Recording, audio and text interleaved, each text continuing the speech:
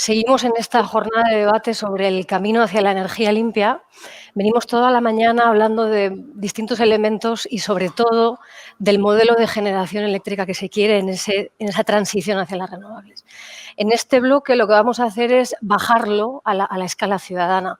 Se ha comentado durante la mañana que efectivamente el modelo de generación es importante, pero aquí estamos hablando de un cambio de modelo que tiene directamente que ver con la ciudadanía, es decir, con rehabilitar casas para que sean más eficientes, tiene que ver con que los ciudadanos generen energía eléctrica, tiene que ver con cambiar el modo y la manera en la que nos movemos en una ciudad y fuera, y todos esos elementos concretos, para los que además hay previstas partidas de los fondos de recuperación, son igualmente importantes.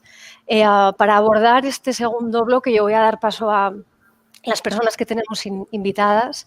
En primer lugar, quiero dar la bienvenida a Isabela Velázquez. Ella es experta en movilidad y urbanismo y es consultora de planificación sostenible para el colectivo GA21. Isabela, buenos días. Hola, ¿qué tal? Buenos días. Se oye fantástico, qué bien. Bien. En segundo lugar, saludo a Valentín Alfaya, él es director de sostenibilidad de Ferrovial y preside el Grupo Español para el Crecimiento Verde. Buenos días, Valentín. Hola, buenos días, Sara. Un placer estar aquí con vosotros. ¿Qué tal? Saludamos a Mario Sánchez Herrero, él es economista y él es fundador de una empresa de no lucro que se llama ECO y que precisamente se dedica a impulsar la participación ciudadana en la transición energética. Buenos días, Mario. Buenos días y muchas gracias por la invitación. ¿Qué tal? Y también saludamos a Victoria Pellicer. Ella es técnica de energía en la Fundación Las Naves, que pertenece al Ayuntamiento de Valencia y que es una iniciativa bien pionera e innovadora. Buenos días. Hola, buenos días. Gracias por la invitación y encantada de estar aquí. Ya nos hemos encontrado todos, vamos a fijar unas mínimas pautas en la conversación. Va a ser un reto a generar una conversación estando yo presencial y vosotros online, pero mi intención, y espero que la compartáis, es que aquí se genere una charla y que realmente sea dinámico. Cada vez que queráis intervenir y para que yo me dé cuenta, directamente lo comentáis cuando se genere la conversación. Os había propuesto levantar la mano, pero va a ser más estático. Yo creo que va a ser mejor si directamente irrumpís y ya vamos viendo. En primer lugar, claro, estamos hablando en un contexto de recuperación económica y de fondos europeos que van a llegar para afrontar esta transformación de modelo, ¿no? Yo quería preguntarle a Valentín, ¿no? Si nos situamos en este contexto de fondos y hay como casi 6.000 millones de euros que van a ir a la rehabilitación energética de las casas. Valentín, ¿de qué estamos hablando? ¿De qué escala estamos hablando? Porque yo creo que es histórica en España, nunca se ha dado algo así. ¿Y qué hace falta para poner en marcha un modelo de rehabilitación de todo el parque de edificios que hay en el país, ¿no? Bueno, pues sí, efectivamente, más de 6.000 millones, porque también hay que sumar la previsto en el Ministerio, en la Agenda, en la Secretaría de Estado de Agenda Urbana, que también se va a invertir una parte muy importante en eso que llamamos transición urbana, que incluye, evidentemente, la rehabilitación de edificios también. Fíjate, yo Sara, a los fondos de recuperación ya les llamo más bien fondos de transformación, porque creo que la cuestión clave es que veamos esta oportunidad extraordinaria de financiación no como una suerte de maná para salir a corto plazo de la crisis en la que estamos, sino como un elemento para acelerar las hojas de ruta hacia la transformación de nuestra economía. Y cuando hablamos de transformación, una de las cosas más importantes que hay que transformar son las ciudades. Lo has dicho tú al principio en tu intervención, estamos hablando de movilidad urbana, pero muy especialmente estamos hablando de los edificios. Fíjate, cuando estaba acordándome ahora cuando empezábamos a hablar que cuando vemos la distribución de las emisiones por sectores de actividad, las emisiones de gases de efecto invernadero, siempre estamos acostumbrados a verlo y desde el punto de vista industrial, digamos, pues el sector eléctrico genera tanto, pero si le das la vuelta a eso y piensas no tanto dónde se generan las emisiones y dónde se gastan, entre comillas, las emisiones, resulta que el 78% de las emisiones se gastan en entornos urbanos. Y dentro de los entornos urbanos, más de la mitad en la edificación, en el mantenimiento de nuestros edificios, muy especialmente en el sector residencial. En España, hay 25 millones de hogares, más o menos, algo más. Más de la mitad se construyeron antes de los años 80. Esto quiere decir que no cumplen ninguna norma desde el punto de vista de aislamiento térmico, desde el punto de vista de aislamiento acústico, por supuesto nada en términos de eficiencia.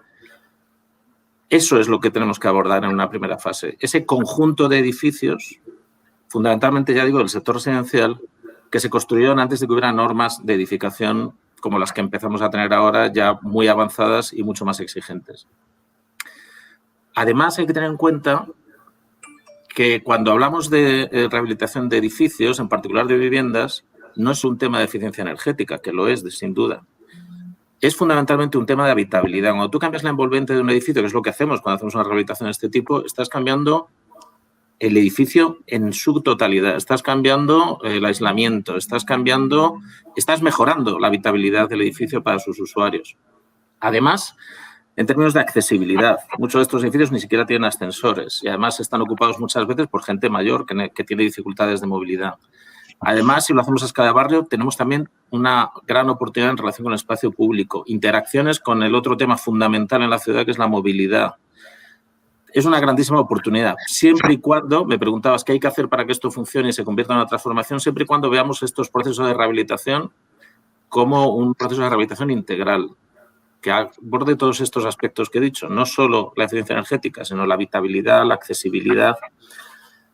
Luego, además, estos fondos de transformación nos van a dar la oportunidad de acelerar la curva de aprendizaje en este sector, que además es un sector especialmente intensivo en la generación de empleo. Fíjate, por cada millón de euros que invertimos en rehabilitación generamos entre 12 y 15 empleos netos. Es una excelente oportunidad también, si somos capaces, y esta es otra de las condiciones que yo creo que hay que poner encima de la mesa cuando hablamos de rehabilitación, de generar empleo estable y eso que llamamos, o que llama la OIT, empleo decente. Es decir, empleo de alto nivel de formación, empleo en las condiciones de seguridad y salud adecuadas, empleo sobre todo estable, porque esto es una hoja de ruta de muy largo plazo que puede generar empleo durante mucho tiempo. Si sacamos del paro a las personas que se quedaron en el paro en el sector de la construcción en la crisis del 2008-2009 y les damos prioridad para acceder a estos nuevos puestos de más cualificación y de más estabilidad, estaremos verdaderamente convirtiendo la recuperación en una transformación. Pero insisto, para poderlo hacer así, necesitamos primero tener una visión integral y a escala de barrio de lo que significa la rehabilitación. Segundo, aprovechar esta oportunidad para generar empleos estables y decentes. Y por último, atraer el capital privado, generar la certidumbre tanto desde el punto de vista regulatorio como desde el punto de vista de la conexión entre lo público y lo privado para que el capital privado tenga un papel a medio y largo plazo, porque solo con dinero público no se puede hacer esto, ni ahora ni más adelante. Gracias, Valentín, por situar de manera tan concreta me gusta el enfoque, ¿no? Porque no estamos hablando efectivamente solo de ahorrar, sino de cambiar totalmente el modelo e ir hacia otra realidad. A mí me gustaría que Isabela nos hablara de qué retos hay en la movilidad. Es decir, hablaba Valentín de las emisiones en la edificación, pero ¿qué pasa con las emisiones en el transporte? Son de las más difíciles de reducir, lo estamos viendo, ¿no? Las estadísticas realmente son las que más cuesta que bajen. ¿Qué hay que hacer, Isabela, en movilidad? Bueno, hola, encantada de estar aquí en este debate con varios amigos, además, y en la mesa. Yo me voy a sumar al concepto que ha puesto Valentín sobre la mesa. Me parece interesantísimo. No son fondos de recuperación, sino fondos de transformación. Y tenemos que trabajar, además, en el mismo ámbito. Efectivamente, las emisiones debidas al transporte siguen siendo el hueso más duro de roer en este camino a la sostenibilidad desde hace mucho tiempo y siguen siendo así. Y las ciudades tienen en el transporte urbano una responsabilidad, unas competencias importantes e incluso también en el transporte interurbano, porque los nodos de movilidad interurbano, los que determinan la multimodalidad a otras escalas, también están en las ciudades, ¿no? Pero es un tema especialmente complicado y voy a tratar de explicarlo en 3 o 4 puntos, ¿no? Inicialmente tenemos una razón física, una razón termodinámica de partida, ¿no? Y es que la energía que consumimos en el transporte, en la movilidad, es una energía que se disipa en contaminación, en calor, valor en temas que además nos impactan muy negativamente, pero no se puede recuperar. Es decir, aquí no tenemos un poco la vía de la circularidad, de cerrar ciclos, de etcétera. Lo que se transporta no se puede destransportar. Si vamos y volvemos son 2 viajes, no es algo que podamos tirar para atrás. Entonces, la vía para la sostenibilidad, a diferencia de lo que se está intentando en otros sectores, es una vía que se basa en reducir. O sea, la única manera de reducir las emisiones de la movilidad del transporte es reducir viajes, reducir motorización, reducir el uso abusivo de unos modos que además que emplean una cantidad ingente de energía y que emplean una cantidad ingente de tiempo, que en estos tiempos de cuidados no nos sobra tampoco, ¿no? Para hacer unos trayectos muy ineficientes. O sea, en las ciudades vemos que estamos utilizando unos vehículos enormes en los cuales va una sola persona para hacer unos trayectos cortísimos que a pie o en bicicleta se podrían hacer y encima serían mucho más saludables para el que va moviéndose y para el resto de las personas que viven en esa ciudad, ¿no? Pero hay otro tema que también influye en esta dificultad, ¿no? Y es que no nos movemos, no viajamos en general, porque sí, cuando nos movemos, digamos, para disfrutar de la ciudad, ahí sí que solemos ir andando, corriendo o en otros modos más amables, ¿no? Sino que viajamos con unos objetivos, viajamos porque tenemos que trabajar, que estudiar, que cuidarnos, que encontrarnos, que comprar, es decir, para reducir esa movilidad, la única manera es reorganizar la ciudad. No podemos decir vamos a reducir viajes si no reorganizamos la ciudad, porque hay mucha de esa movilidad que es una movilidad muy obligada. Y además estamos en el marco que también ha definido Valentín. O sea, estamos en un marco, si los edificios son antiguos y no cumplían, pues imaginaros las calles, los espacios que están hechos desde hace 40 años con unos criterios de adaptar la ciudad al coche y facilitar el tráfico. Yo cuando empecé a estudiar el problema del tráfico era uno de los temas claves que había que solucionar por encima de cualquier otra cosa relacionada con la vida, el bienestar, etcétera, de la gente.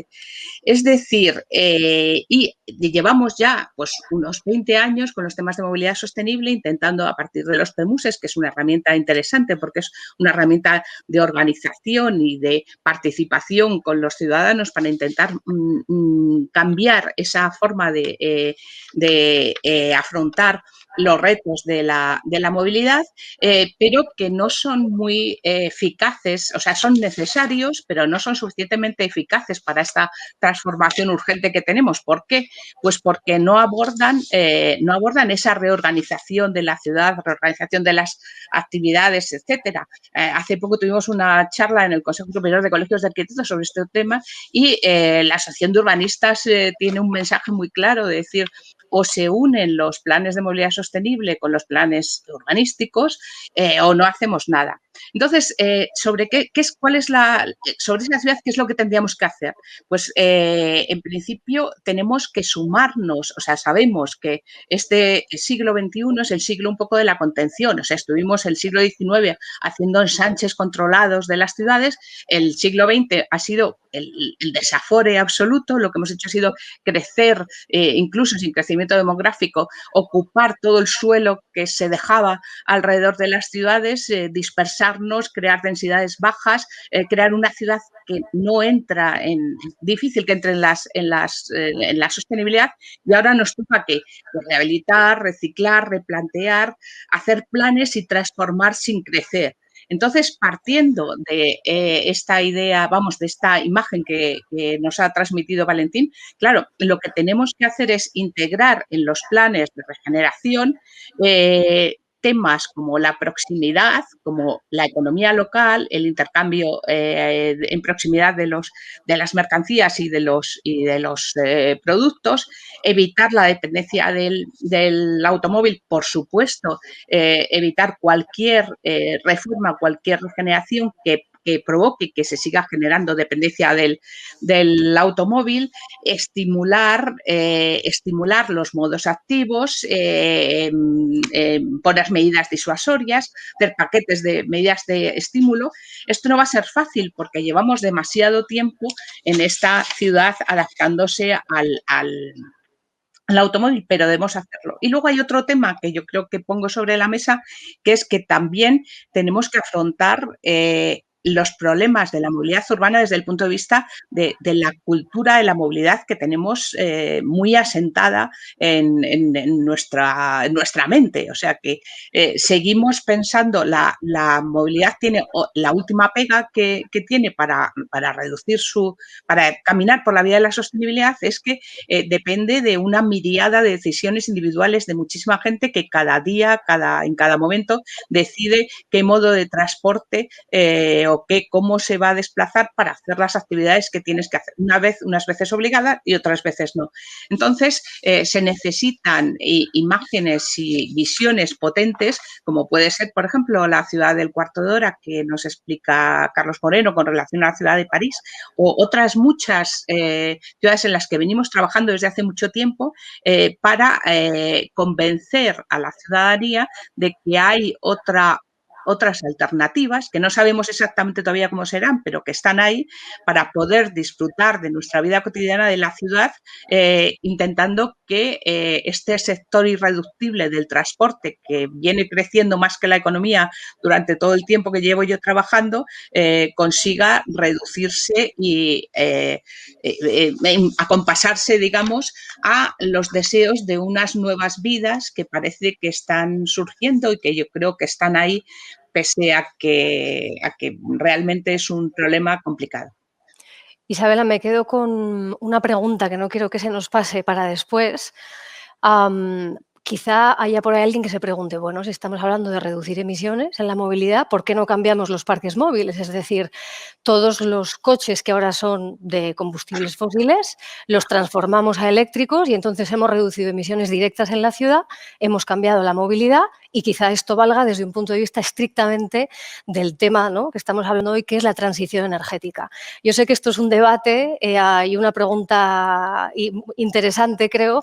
La dejo ahí, ¿vale? Por si a mí se me va, que no se te vaya a ti, y así después la podemos abordar, porque yo creo que mucha gente se plantearía esto. Es más, estamos hablando de crear empleo. Así la industria de los coches tiene que cambiar de alguna manera, también en la fabricación de coches eléctricos, que reduce emisiones automáticamente, estás generando nuevo empleo, ¿no? Y empleo decente o de calidad, como estaba mencionando antes Valentín. Pero quiero seguir en el hilo de todas las implicaciones que tiene la transición energética en la ciudad. Mario, una muy evidente, ¿verdad?, que tiene que ver con si lo bajamos, con el propio modelo de generación, ya no de ahorro, que también, sino de generaciones, el papel de los ciudadanos en la generación de electricidad vía autoconsumo. Esto despega en España, Mario. Primero que nos sitúes un poco de cómo está la situación del autoconsumo real y qué hay que hacer para que más ciudadanos se apunten a esta opción, porque es perfectamente, ya sabemos, se acabó el impuesto al sol, sabemos que se puede hacer en comunidades de vecinos, es decir, está muy a la mano y, sin embargo, la impresión desde fuera es que no tanta gente se suma, ¿no? Sí, Sara, efectivamente. Yo lo que creo es que no lo sabe tanta gente. O sea, que yo creo que cada vez más hay personas que dan el paso de hacer autoconsumo, y digo que igual no lo sabe tanta gente, y por eso convendría empezar por decir que el autoconsumo, la forma en la que se está haciendo autoconsumo en estos momentos es que la gente se coloque paneles fotovoltaicos encima de su casa y una parte de la electricidad que consuma de su casa o de su industria, de su empresa, y una parte de la electricidad que consume proceda de esos paneles. Todo lo que no consuma, todo lo que produzca los paneles es electricidad que no tiene que consumir de la red. En la mesa anterior se ha planteado un debate en el que se ha puesto mucho el acento entre los grandes parques fotovoltaicos en medio del campo, propiedad de grandes empresas, versus parques más pequeñitos en manos de la ciudadanía. Y yo creo que se ha puesto un poco el acento, y por eso conviene que no lo dejemos de hacer aquí, en lo que para mí es la medida por antonomasia de lucha contra el cambio climático con valores. Y ahora explico qué quiero decir con valores. Es decir, que claro que es mejor que se produzca electricidad con paneles solares, aunque sea en medio del campo, pero es una lástima que no aprovechemos una tecnología que es modular como la fotovoltaica, que se pueden montar 10 paneles encima de una casa o un enorme huerto solar de megavatios en medio del campo, que no se aproveche la naturaleza de esta tecnología para abordar también un debate de naturaleza política. O sea, yo sí creo que la ciudadanía tiene que conseguir un poquito más de poder en detrimento de, digamos, los ostentadores de ese poder históricamente, fundamentalmente las grandes compañías.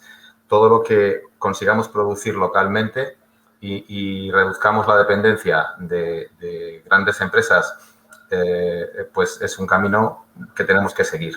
Y por eso la gente tiene que saber, por eso decía que a lo mejor tiene que saberlo y todavía no lo saben todos. Este evento, damos las gracias al diario y a ti, Sara, por esta mesa y este planteamiento, esta propuesta. Es importante que la gente sepa que una instalación fotovoltaica de autoconsumo, la inversión se recupera entre 8 y 10 años. Una planta que dura 30 años, la recuperas entre 8 y 10. No hay ninguna oportunidad de inversión más rentable para la gente del común. Es como, yo siempre me gusta poner un ejemplo que creo que es muy gráfico. Si a alguien le propusieran comprarse una casa sin poner un euro, con el precio, con los ingresos por alquiler, terminara de pagar el precio de la casa en 10 años y durante 20 años estuviera cobrando el alquiler limpio, la gente diría, todo el mundo diría que sí, porque no tiene que poner un euro al principio, se tira solamente 8 años, 9 años, 10 sin ver dinero, pero a partir de entonces está recuperando dinero. Es como un plan de pensiones estupendo. Y eso está al alcance de cualquiera, porque incluso quien no tiene dinero consigue un préstamo para conseguir ejecutarlo. Por lo tanto, todo el mundo tiene que plantearse hacer autoconsumo. Y estamos viendo que efectivamente una empresa como la nuestra, una empresa pequeña de 21 personas que ha hecho ya 400 instalaciones de autoconsumo, ha hecho fundamentalmente instalaciones de autoconsumo residencial, en vivienda unifamiliar. Pero lo que no está pasando es que se estén montando instalaciones fotovoltaicas encima de edificios colectivos. Más del 60% de la población en este país vive en edificios colectivos y no se están haciendo plantas en esos edificios, cuando el retorno de la inversión es incluso más rápido, porque la instalación es más grande y cuesta menos por kilovatio, porque el porcentaje de electricidad autoconsumida es mayor. Es un negocio estupendo y la gente quizá no sabe que no se tienen que poner de acuerdo todos los vecinos de la comunidad de propietarios, que basta con la tercera parte de los vecinos para que se pueda montar la instalación. Y luego ya el resto de vecinos se pueden ir incorporando los años siguientes. Pero en cuanto que haya unos cuantos vecinos motivados, se monta una instalación fotovoltaica. Que el retorno de la inversión son 6, 7 años. Es un negocio estupendo. Y no solamente es un negocio, sino que es lo que acabamos de decir y lo que se viene diciendo en esta mesa. Es la forma de luchar contra el cambio climático, de ganar autonomía energética de un país como el nuestro, que es muy dependiente energéticamente, y de redistribuir el poder, de tomar el control del poder. Ahora vienen cientos de millones, de miles de millones de millones de Europa y todo el mundo está viendo a ver a mí qué me toca. Yo en ese sentido tengo una propuesta que hacer. Yo creo que es un error que se repartan subvenciones para hacer autoconsumo de manera sin ningún tipo de filtro. Yo creo que el autoconsumo en estos momentos se tiene que montar, las subvenciones se tienen que dirigir para hacer autoconsumo en los barrios más empobrecidos de todas las ciudades y pueblos. Es decir, que tenemos que conseguir desarrollar el sector no mediante subvenciones para viviendas en barrios acomodados o en barrios de clase media, sino que se tiene que hacer mucho autoconsumo colectivo con subvenciones muy generosas en aquellos lugares en los que hay real, auténtica pobreza energética y que las empresas alcancen, digamos, experiencia y abaraten incluso los costes con las famosas economías de escala y economías de aprendizaje, montando muchas instalaciones colectivas en todos los barrios más empobrecidos de todas las ciudades. Luego ya se aprovecharán esas economías de escala y de aprendizaje para hacer instalaciones en otro tipo de edificios ya de familias que se lo pueden permitir. Es donde están las familias que no se lo pueden permitir, donde hay que concentrar cada euro de subvenciones. A mí, cuando hay una convocatoria de subvenciones de cualquier administración en el que no se pone ese filtro, me parece un escándalo. Un escándalo porque no se está aprovechando para reducir el sufrimiento humano innecesario. Porque una persona que tiene un sueldo se puede pagar perfectamente su instalación de autoconsumo. ¿Qué es lo que tienen que hacer los ayuntamientos? Por favor, que no rebajen el IBI. Esto la gente se va a escandalizar. No hace falta que rebajen el IBI, porque rebajando el IBI consiguen que en vez de recuperarse la inversión en 8 años, se recupere en 7. De verdad que no es necesario. Utilicen esos recursos para montar, como nos contará Victoria, del caso de Valencia, oficinas municipales que lo que promuevan sea el autoconsumo colectivo, que no existe, no se están haciendo autoconsumos colectivos y es un escándalo. Pues en los ayuntamientos que pongan recursos para promover entre la ciudadanía que monten instalaciones y que se vayan a los barrios en los que la gente lo está pasando peor para que se les rebaje drásticamente la factura eléctrica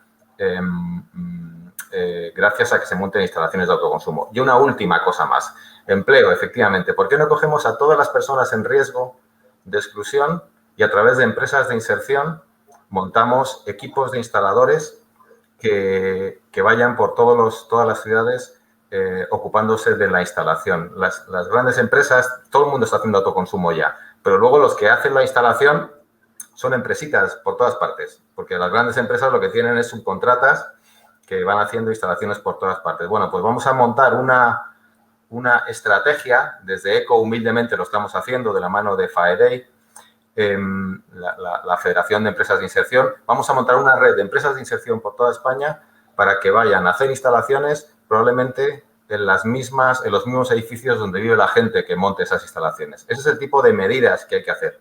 Pero no dejo de decirlo. Todo el mundo que nos esté escuchando, los miles de personas que nos estén escuchando, de aquí a mañana tiene que plantearse y hacer la primera consulta, de pedir el primer presupuesto para hacer autoconsumo. Gracias, Mario. Pues venga, que se pongan a dar autoconsumo. Tú mencionas elementos que yo creo que le van a dar pie a Victoria, es la pobreza energética, pero no solo, es decir, es generar cultura energética. No sé, entre toda la gente que nos está escuchando es verdad que cuesta mucho saber de energía, es muy complejo, qué es un kilovatio hora, qué es un megavatio, qué significa todo eso, yo puedo generar, pero ¿cómo genero? ¿Qué significa hacer autoconsumo colectivo? Que no es otra cosa que compartir entre varias personas propietarias unas placas. U otro tipo de tecnología. Entonces, el caso de Valencia, a mí me gustaría, Victoria, que explicaras qué hacéis exactamente, porque además es una oficina, si tengo entendido, a pie de calle, que explica a los ciudadanos qué pueden hacer para montarse unas placas, para luchar contra la pobreza energética, para organizarse y hacer autoconsumo colectivo y entonces implicar a la ciudadanía en dar pasos hacia esta transición de la que estamos hablando toda la mañana, ¿no? ¿Nos explicas cómo funcionáis? Sí, claro. Bueno, muy bien esto de ser la última, porque además suscribo todo lo que han dicho mis compañeros y compañeras de mesa, entonces me habéis dado mucho pie a poner ejemplos de cosas que se hacen aquí en Valencia. En concreto, me comentáis que os cuente el tema de la Oficina de la Energía. La Oficina de la Energía aquí en Valencia es un servicio público, gratuito y sobre todo accesible. Esa es como la gran, como el principal lema. O sea, queríamos montar una oficina donde la ciudadanía tuviera muy, muy fácil acercarse y preguntar. En 2016 hicimos un estudio para intentar conocer cuál era el nivel de pobreza energética aquí en Valencia y vimos muchísimo más, vimos más allá de que existía un nivel importante de pobreza energética, vimos que existía un total desconocimiento sobre todo lo que habéis venido comentando, ¿no? Sobre cómo optimizar tu factura de la luz, sobre cómo ponerte unas placas solares, bueno, unos niveles de, lo llamábamos analfabetismo energético importantes. Entonces dijimos, esto es más grande de lo que pensamos, ¿no? O sea, el reto que tenemos. Y entonces decidimos montar esa primera oficina que trabaja en 4 áreas, como has dicho, Sara. La primera es eficiencia energética y conecta mucho con lo que Valentina ha comentado. O sea, cómo acompañar a las ciudadanas para que quieren reducir su consumo energético, que quieren rehabilitar sus casas, que quieren mejorar su eficiencia energética y mejorar su confort, etcétera. Pues acompañarlas, darles información, ser una ventanilla única que ponga en contacto a los distintos agentes. O sea, la oficina no va a rehabilitar, sino que te ayuda a hacer los trámites, a ponerte en contacto con quien sí lo hace, a ayudarte a entender si hay subvenciones, si no hay subvenciones, qué pasos puedes dar, cómo orientarte en ese camino. Esa es una área. El otro área también de mucho calado es el área de derecho a la energía, siendo muy conscientes de que existe un problema importante de pobreza energética en muchos lugares, en Valencia también es el caso, pues intentar también corresponsabilizarnos de esa injusticia, ¿no? Entonces, asesorar, ayudar en optimizar la factura de la luz, en mejorar la eficiencia energética y el confort de los hogares vulnerables, en formar también a las propias personas que viven en dichos hogares y en teoría, en resumen, en empoderar también energéticamente a las personas. Bueno, pues se hacen formaciones, se hacen intervenciones en hogares, se pone nuevamente, se ayuda a facilitar todas las gestiones que para el bono social, para el cambio de contrato, etcétera. Esa es una segunda área. La tercera área conecta con lo que Mario estaba comentando, la promoción de energías renovables, cómo avanzar para lo que llamamos conectarnos al sol, ¿no? ¿Qué tengo que hacer para ponerme una placa? ¿Qué tengo que hacer si mi comunidad de vecinos quiere ponérselas? ¿Qué tengo que hacer si quiero generar una comunidad energética? Distintas cosas, pero hay como ruido, pero como pocas claridades en los pasos a dar, ¿no? Pues desde la oficina también tratamos de generar esos materiales, de asesorar, de promover, de visibilizar, de acompañar a la ciudadanía que quiera un poco, que quiera saber cómo hacerlo, ¿no? O sea, los que mañana van a hacerle caso a Mario van a decir, vale, ¿yo cómo me hago? ¿Cómo me pongo autoconsumo? Pues pueden o llamar o cruzar la puerta y entrar en una de las 4 mesas que hay y preguntar. Y la cuarta área es también transversal, es la cultura energética. O sea, todo este trabajo que tenemos que hacer de fondo para transformar valores, para generar cultura energética. Trabajo en colegios, en centros educativos, en espacios de juventud, campañas, trabajo dedicado como a la gente del común, ¿no? A la ciudadanía en general, para generar pues este nuevo discurso, esta nueva conciencia desde la urgencia y desde las posibilidades que existen. Básicamente esas son, no quiero tampoco extenderme más por contribuir con el debate, esas 4 áreas que se trabajan desde la Oficina de la Energía. Gracias, Victoria. Yo quiero volver a las casas, ¿no? Aquí se menciona también las casas en el sentido de, Valentín, el camino hacia la eficiencia va a ser, o está siendo, avanza muy relativamente rápido. Y una pregunta que hay ahora es realmente si elegir o bien rehabilitar casas, pero ¿qué pasa si ponemos renovables en esas casas? ¿Es necesario ahora va a entrar un montón de dinero? ¿Rehabilitamos o ponemos renovables? ¿Hacemos las dos? ¿Qué es lo más eficaz realmente? Bueno, yo creo que realmente no debe haber debate detrás de este planteamiento porque yo no concibo una hoja de ruta de rehabilitación de edificios sin maximizar la penetración de renovables. Pero al mismo tiempo tampoco concibo poner renovables sin previamente reducir la demanda energética del edificio, que es lo que llamamos eficiencia energética. ¿Y por qué es tan importante reducir la demanda y luego poner renovables? Pues es muy importante porque, como os he contado al principio, primero, no estamos hablando solo de eficiencia energética, estamos hablando de que con esas mismas actuaciones, medidas que estamos abordando en los edificios para reducir su demanda energética, estamos mejorando la habitabilidad, podemos mejorar la accesibilidad y sobre todo, si lo hacemos a escala de barrio, tenemos la gran oportunidad que decía Isabela hace un momentito y que yo comparto totalmente de reorganizar las ciudades, reorganizar el espacio público, la movilidad.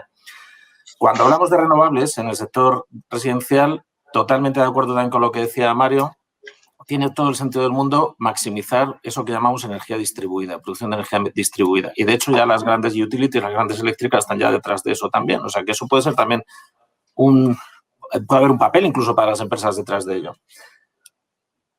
Pero detrás, además, yo creo que es muy importante a medio y a largo plazo ir progresivamente electrificando las viviendas, ¿no? ¿Por qué? Porque todo lo que no puedas colocar de renovables de consumo de autogeneración on-site, que no va a ser nunca el 100% o no, ahora mismo no tenemos capacidad en la mayor parte de los casos para hacerlo así, podemos utilizarlo, podemos también descarbonizar a través de la electrificación, porque la forma más potente de descarbonizar el modelo energético es a través de la electrificación, por lo menos a corto plazo. A muy corto plazo, los otros tipos de energía siguen teniendo un papel, pero insisto, yo creo que aquí hay 2 temas fundamentales. Primero, no se puede concebir de forma separada las renovables y la energía distribuida de la rehabilitación para la reducción de la demanda energética del edificio. Por otro lado, la generación distribuida está muy bien, pero seguramente no va a ser suficiente, con lo cual hay que complementarla con un proceso de electrificación desde el punto de vista de las viviendas. Y cuando juntas todas esas cosas, entonces ya todo resulta más eficiente, que es de lo que estamos hablando, de eficiencia. Si trasladamos esa electrificación de la vivienda, Isabela, por recuperar la pregunta de antes, a la movilidad, ¿no? Y entonces, como estamos hablando, si hablamos desde la descarbonización, cambiamos los parques móviles de combustibles fósiles a eléctrico. ¿Qué pasa con esa movilidad? ¿Funciona o no funciona? ¿Es deseable? Claro, lo que pasa es que yo vuelvo a estar de acuerdo con Valentín. O sea, el planteamiento que se hace es que primero vamos a reorganizar todo y entonces lo que no se consiga hacer de otro modo lo haremos electrificando, ¿no? Pero en la movilidad parece que las soluciones que nos están planteando son la contraria, ¿no? Vamos a intentar seguir exactamente como estábamos, únicamente cambiando unos vehículos de combustión por unos vehículos eléctricos. Y esto yo creo que en cualquier caso no sería la solución, pero bueno, claro, en la primera intervención yo he simplificado mucho porque me he centrado un poco en los impactos en salud, impactos climáticos y tal de este abuso, uso y abuso del vehículo privado de combustión en nuestras ciudades. Pero hay otros muchos temas, o sea, por ejemplo, el espacio que ocupan actualmente los coches circulando aparcados en nuestras ciudades del siglo XX es claramente excesivo, ¿no? Sabemos que necesitamos ahora mucho más espacio para solucionar los otros retos globales, estos que ya en los proyectos europeos nos aparecen como que es lo que tenemos que hacer inmediatamente, urgentemente, no solamente el cambio climático, sino esta crisis de las ciudades, esta reorganización de las actividades de las familias y de las personas en unas ciudades que tienen mucho envejecimiento, que tienen muchos dependientes, que tenemos problemas demográficos, ¿no? Y necesitamos también abordar los temas de biodiversidad, de crisis de biodiversidad, de cómo abordar los efectos del cambio climático en nuestras ciudades, ¿no? Necesitamos mucho más espacio para naturaleza dentro de la ciudad. Entonces, si lo que hacemos es sustituir un parque de combustión por un parque eléctrico que además a lo que parece va a vehículos cada vez más grandes, estamos viendo un auge tremendo de los vehículos todoterrenos, pero para uso en ciudad y encima eléctricos, digamos, blanqueando un poco esa imagen de que no son vehículos adecuados para la ciudad, tenemos que cubrir todos estos temas y para cubrir todos estos temas tenemos que reducir el número de vehículos y emplearlos de una forma más racional. Estamos viendo un cierto auge de los vehículos compartidos, aparecen otra serie de vehículos personales. Hay muchas líneas por las que avanzar, pero desde luego el cambiar el parque de vehículos motorizados por vehículos eléctricos únicamente no es una de ellas. Y en este sentido quería volver un poco a la realidad que tenemos actualmente, que es la realidad de la pandemia. Deciros que además, desde el punto de vista de salud y desde el punto de vista también de organización de nuestra vida cotidiana, no está, o sea, estamos un poco con el optimismo de pensar que salimos de esta pandemia en un tiempo corto, ¿no? Pero hace poco leí un artículo del profesor Ernesto Burgio que nos decía que se titulaba La primera pandemia del antropoceno. O sea, estamos reaccionando a la pandemia con vacunas y tratamientos, pero no yendo a las causas profundas de por qué se ha generado esta pandemia. Con lo cual, la importancia de los espacios libres y de los espacios de encuentro, o sea, va a haber muchas actividades que probablemente vamos a necesitar también más espacio en ese sentido, ¿no? Aparte de otros temas que conocemos de sobra, como la siniestralidad, que afortunadamente parece que empezamos a abordar con leyes como la que se acaba de aprobar de reducción de la velocidad, etcétera. Es decir, si abordamos las cosas desde su complejidad, la complejidad de nuestra sociedad en estos momentos, la solución de cambiar un parque de combustión por un parque eléctrico me parece que sea la vía de encontrar soluciones ni rápidas ni de fondo. Gracias, Isabela. Por volver al hilo que marcaba Valentín, decía, bueno, en el modelo de generación ya sabemos que sí, que el autoconsumo está muy bien, pero que no es suficiente, ¿no? Que efectivamente hay un aparente consenso en el que se van a necesitar pues, plantas grandes y mezclar con otros modelos. Entonces, Mario, ¿cuál es el potencial real del autoconsumo en un esquema de generación a escala país, ¿no? Porque realmente bailan muchísimo las cifras. Entonces, ¿de qué potencial estamos hablando? Sí, y te voy a contestar a esa pregunta en un momento, pero yo me he querido colar a Isabela, fundamentalmente porque hay confianza, y complementar lo que decía Valentín. yo creo que tenemos que aprovechar el autoconsumo como puerta de entrada para la rehabilitación. Y me explico. Claro que antes de montar una instalación de autoconsumo tenemos que intentar reducir los consumos para dimensionar adecuadamente. Sucede que en los edificios colectivos, muy seguramente, incluso después de ser eficientes, la potencia que se puede montar encima de una cubierta limitada en superficie respecto del consumo que hay debajo va a justificar que se aproveche toda la cubierta para poner paneles solares. Y si no, a lo mejor para otros usos que haya en la ciudad o en otros municipios, ¿no? Entonces, ¿por qué? ¿Por qué puede ser una oportunidad? Yo creo que las juntas de comunidad de propietarios es lo más parecido al infierno en la tierra. Es un lugar en el que nadie quiere habitar y siempre que puede lo evita. Por eso a las juntas van nada más que las personas más ruidosas y la mayor parte de los vecinos no van. O sea, son espacios, son lugares donde nadie quiere estar. Entonces, tenemos que crear una cierta cultura de tomar decisiones colectivas. Y una rehabilitación integral de una vivienda es una decisión de enorme envergadura para cada vecino y cada vecina. Hay desafíos inmensos que abordar. ECO está dentro de un proyecto europeo que se llama AUNA, Fórum AUNA, al que invito a que la gente se interese, de cómo financiar el problema de que financiar la rehabilitación cuando hay un vecino que no tiene recursos, otro que sí que lo tiene, y todo el mundo tiene que poner 20 o 30.000 euros. Es decir, pero no solamente es la barrera de la financiación, sino la barrera cultural de ponerse de acuerdo en hacer algo de la envergadura que tiene una rehabilitación. Decía que la puerta de entrada, un facilitador de que pueda haber más rehabilitación, toda la rehabilitación que necesitamos, que es muchísima, de acuerdo con el Plan Nacional, es el autoconsumo. Es una primera reflexión que se hace colectivamente sobre cuando en realidad la inversión es mucho menor y los números salen muy bien desde el principio, como comentaba en la primera intervención, pero ya está obligando a la gente a ponerse de acuerdo y a hablar sobre hacer algo en común.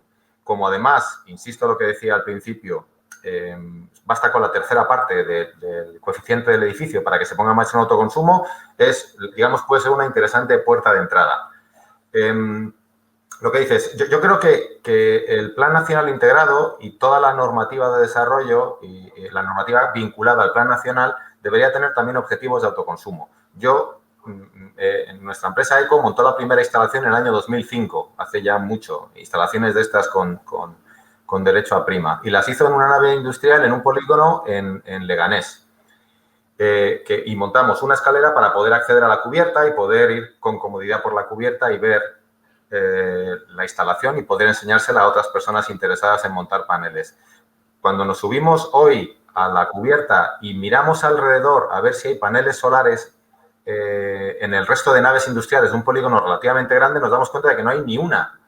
Estamos hablando de Leganés, de un polígono industrial donde hay muchísimo consumo eléctrico y no hay paneles solares después de que ya llevamos 1 año y medio en el que el autoconsumo no tiene una legislación hostil, sino una legislación razonable. Y no hay paneles, es un delirio. Es decir, tendría que haber objetivos de autoconsumo porque todo lo que consigamos colocar en la ciudad van a ser paneles que no vamos a necesitar colocar en medio del campo. Y en la primera mesa, yo creo que es de sentido común, todo lo que no necesitemos poner en medio del campo, por mucho que se cuide el terreno, no, mejor no poner paneles. Yo cuando voy por la carretera no quiero ver paneles solares, sino quiero ver naturaleza, no paneles. Entonces, todo lo que consigamos colocar, y tenemos muchos sitios donde colocar, incluso podríamos colocar paneles encima de las autovías de acceso, es decir, terrenos ya urbanizados, con un impacto visual ya, digamos, ya no es rescatable.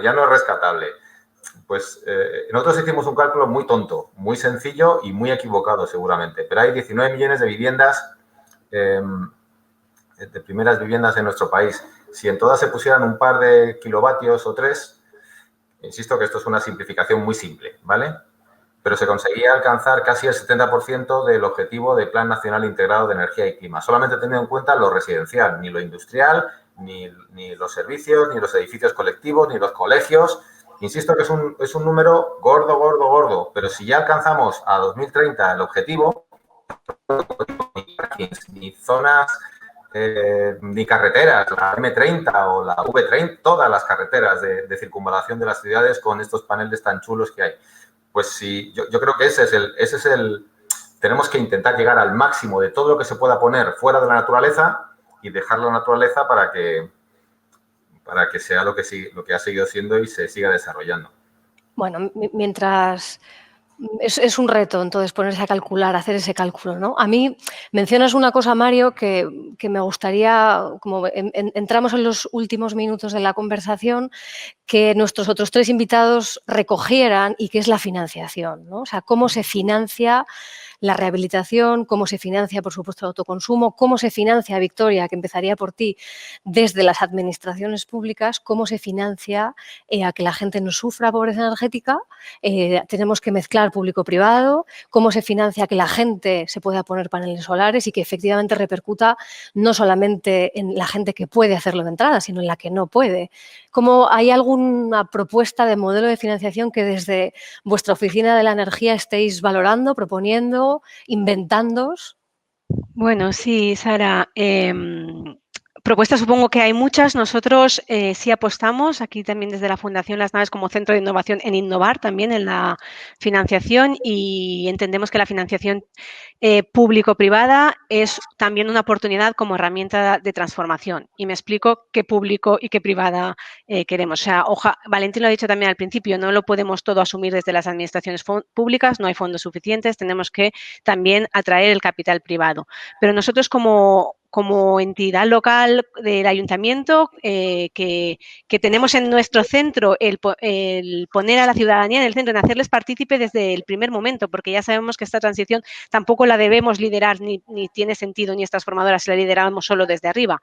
Pues en todo el proyecto que diseñemos, bien sea de intervención, de rehabilitación en un hogar vulnerable, de instalación de placas fotovoltaicas en un edificio público, tenga siempre participación ciudadana. Existen modelos, bueno, en una planta solar fotovoltaica es muy fácil calcular el rendimiento. También existen maneras de calcular el rendimiento que conseguimos por rehabilitar una vivienda con un hogar vulnerable. Todo lo que se ahorra, digamos, en ese hogar, que ya no tiene que ir tanto a que se le paguen las facturas de la luz de servicios sociales, no tiene que tener tanta asistencia en salud, de salud pública, etcétera. Existen maneras de calcular esos beneficios. Pues bueno, invitar a la ciudadanía a que invierta su dinero, que en lugar de tenerla en el banco, puede invertir también en estos modelos a cambio de un beneficio que obviamente no estamos llamando a financiadores, a grandes financiadores, ¿no? Estamos llamando a la ciudadanía del común nuevamente, que la queremos hacer partícipe de esta transición, y una buena manera es que también se activen poniendo su dinero en iniciativas como estas. Si voy, Valentina, a las casas, estábamos hablando al principio que efectivamente el sector de la edificación es de los más importantes que abordar desde la reducción de emisiones. Pero, claro, las personas que viven, o más vulnerables, que viven en las casas más ineficientes, son las que primero lo necesitan. ¿Cómo se financia, cómo se subvenciona, qué se hace para que esas personas, que son las que más sufren esta ineficiencia energética en sus casas, puedan animarse a rehabilitar sus edificios? Pues bueno, perdón, este es el tema clave, ¿no? La financiación. Mira, me voy a arriesgar a poner números a esto, porque, claro, la diversidad de las patologías de los edificios de nuestro entorno geográfico es enorme.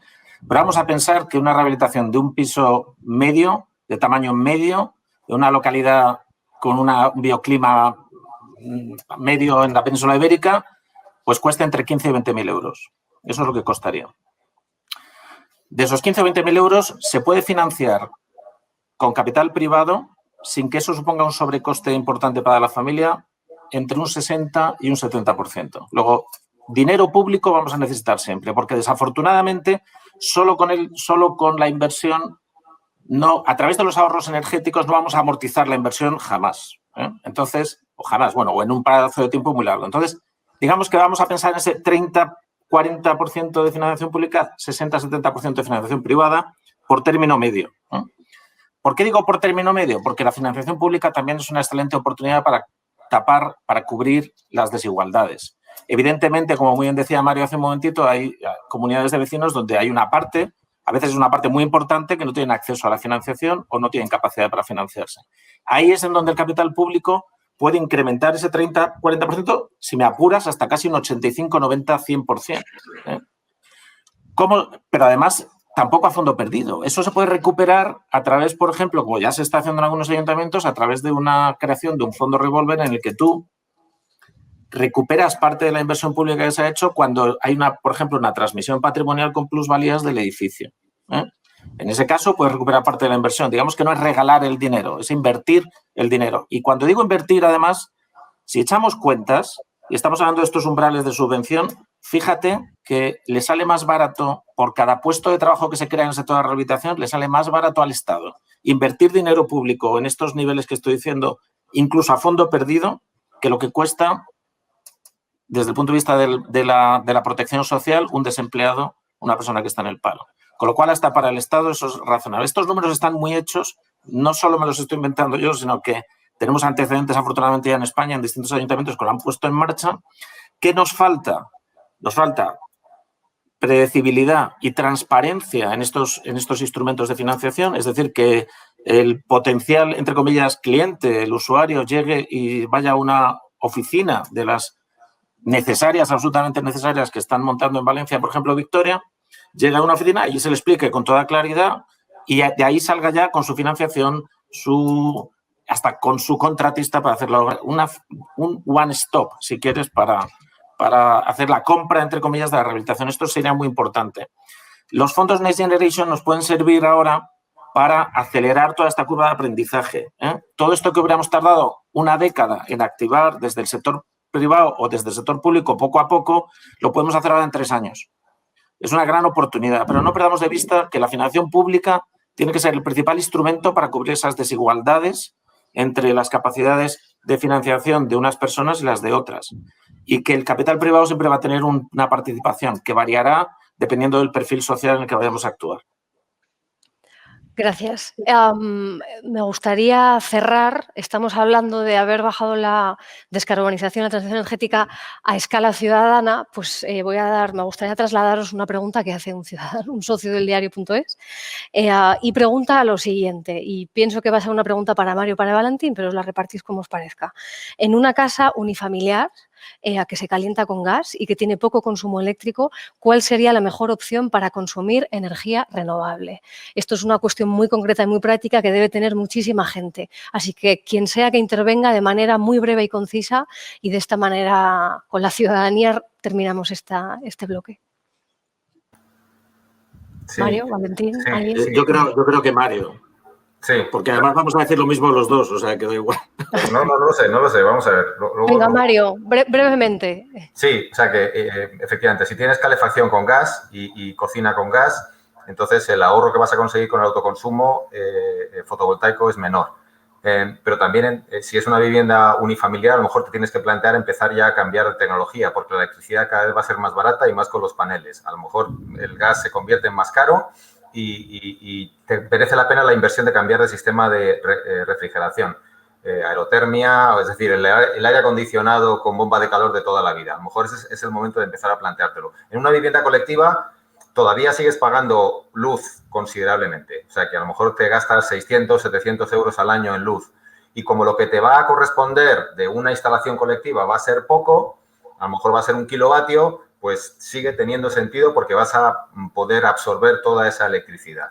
Si es unifamiliar, entonces plantéate el autoconsumo y empieza a plantearte incluso cambiar a aerotermia para reducir el consumo de gas. ¿Qué tal, Valentín? ¿Bien? Valentín. Nada que añadir a lo que ha dicho Mario. Ya te he dicho yo que vamos a decir prácticamente lo mismo. Bueno, pues con esta clave tan concreta y tan concisa para pasar a la acción, vamos a terminar este bloque. Gracias, Isabela, Victoria, Mario, Valentín. Yo he aprendido y espero que la gente que esté al otro lado se vaya con unas claves muy prácticas de qué estamos hablando cuando hablamos de transición energética bajado al día a día, ¿no? Y a las cosas que podemos hacer. Por mí está concluido. Yo les doy paso a la entrevista a José Bogas, consejero delegado de Endesa, y a Ignacio Escolar, director del diario.es. Muchas gracias. Gracias. Gracias a